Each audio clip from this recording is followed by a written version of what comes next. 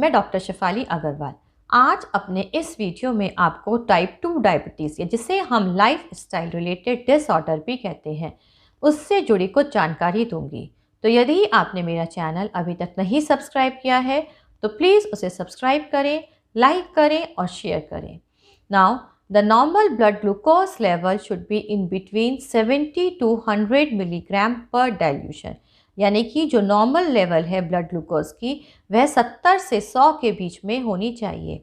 अब यदि यही ब्लड ग्लूकोज लेवल फास्टिंग में 110 से ज़्यादा आए और पीपी यानी कि 2 आवर्स आफ्टर ईटिंग 140 मिलीग्राम पर डाइल्यूशन से ज़्यादा आए, तब हम इसको हाइपरग्लाइसीमिया कहते हैं।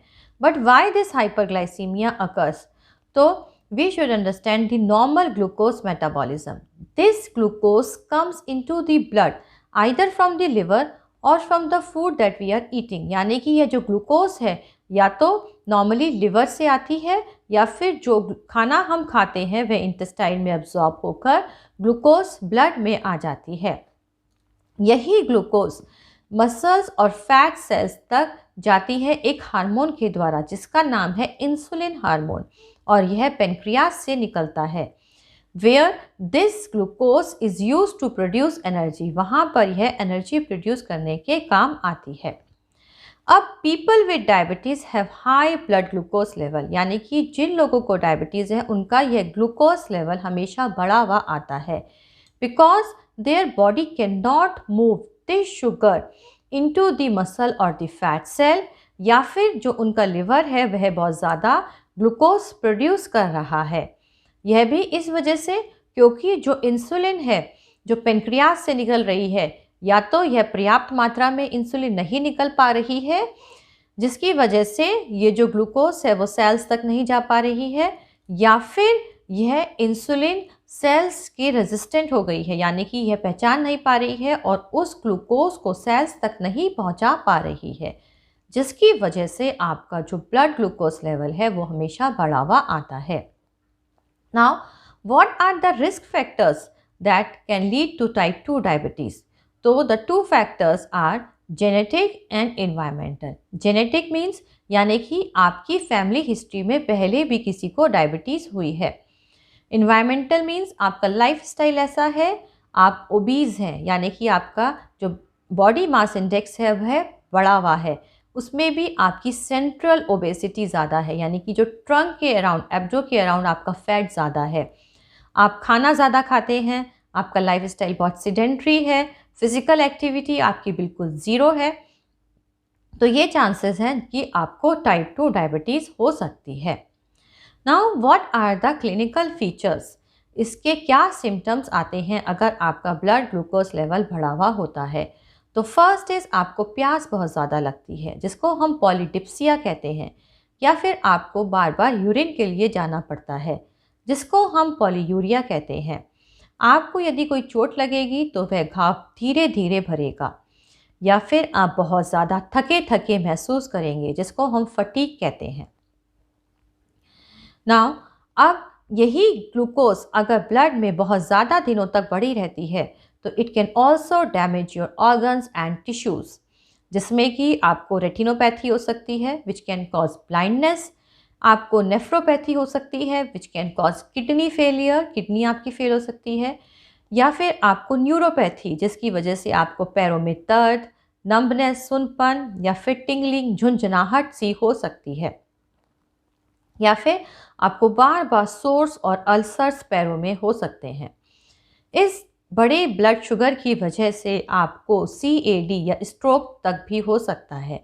CAD यानी कि कोरोनरी आर्टरी डिजीज़, इसमें जो ब्लड सप्लाई हो रही है आपको हार्ट मसल्स में, या तो वह जो ब्लड वेसल्स हैं वो बहुत थिन हो गई हैं, डैमेज हो गई हैं, या फिर एथेरोस्क्लेरोसिस जिसमें कि उनमें प्लेक आ गया है, कोलेस्ट्रॉल जमा हो गया है, वह ब्लड सप्लाई प्रॉपर नहीं जा रहा है जिससे उसको ऑक्सीजन नहीं मिल रही है, और यह हार्ट फेलियर या हार्ट अटैक भी कॉज कर सकता है जिसे हम मायोकार्डियल इन्फार्क्शन भी कहते हैं। उसी तरीके से ब्रेन के टिश्यू डैमेज हो जाते हैं जिसकी वजह से स्ट्रोक जैसी बीमारी भी हो सकती है। Now how you can prevent your diabetes या हाई ब्लड शुगर। आपको यदि हाई ब्लड शुगर हमेशा है या फिर टाइप 2 डायबिटीज़ है, आप अपने आप क्या कर सकते हैं जिसकी वजह से आपकी ब्लड शुगर कंट्रोल में रह सकती है। तो first is eat healthy food. आपको इस चीज़ का ध्यान रखना है कि जो भी आप खा रहे हैं वह ज़्यादा फाइबर हो। आपको अपना कैलोरीज इनटेक कम करना है, चाहे आप वह किसी तरीके से भी करें। आपको अपने खाने में से शुगर को बिल्कुल कट ऑफ करना है। शुगर बिल्कुल नहीं लेनी है, चाहे वह आर्टिफिशियल स्वीटनर्स के फॉर्म में ही क्यों ना हो, उसको भी आपको अवॉइड करना है। आपको फ्रूट्स बहुत ज़्यादा नहीं लेने हैं। जो फ्रूट्स लेने हैं वो आपको बहुत ज़्यादा शुगरी फ्रूट्स नहीं लेने हैं। ऐसे फ्रूट्स लेने हैं जिनका ग्लाइसेमिक लोड कम हो, जैसे कि स्ट्रॉबेरीज, रास्पबेरी, एप्पल या फिर ऑरेंजेस। उसी तरीके से आपको रिफाइंड और प्रोसेस्ड फूड से दूर रहना है, जैसे कि मैदा या फिर जो बर्न्ड फूड आते हैं उन चीज़ों से। आपको नेचुरल फूड लेना है जो नेचुरल फॉर्म में प्रेजेंट है, जैसे कि एवोकेडो हैं, नट्स हैं। आप हो सके तो आटे की जगह मिलेट फ्लोर यूज़ करें क्योंकि उसमें फाइबर ज़्यादा होता है।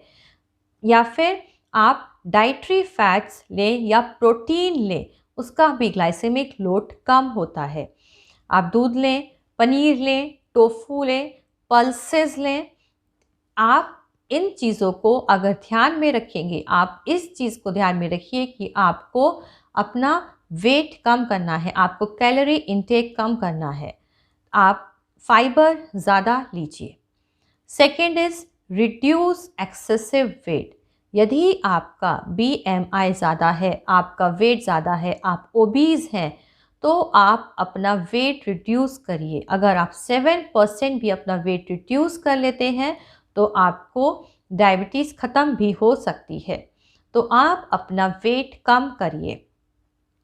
थर्ड इज़ आप अपनी पसंद की कोई भी एक्सरसाइज करें, चाहे वह वॉकिंग हो, चाहे स्विमिंग हो, चाहे डांस हो, चाहे कोई भी आपकी स्ट्रेंथ या रेजिस्टेंट एक्सरसाइज हो सकती हैं।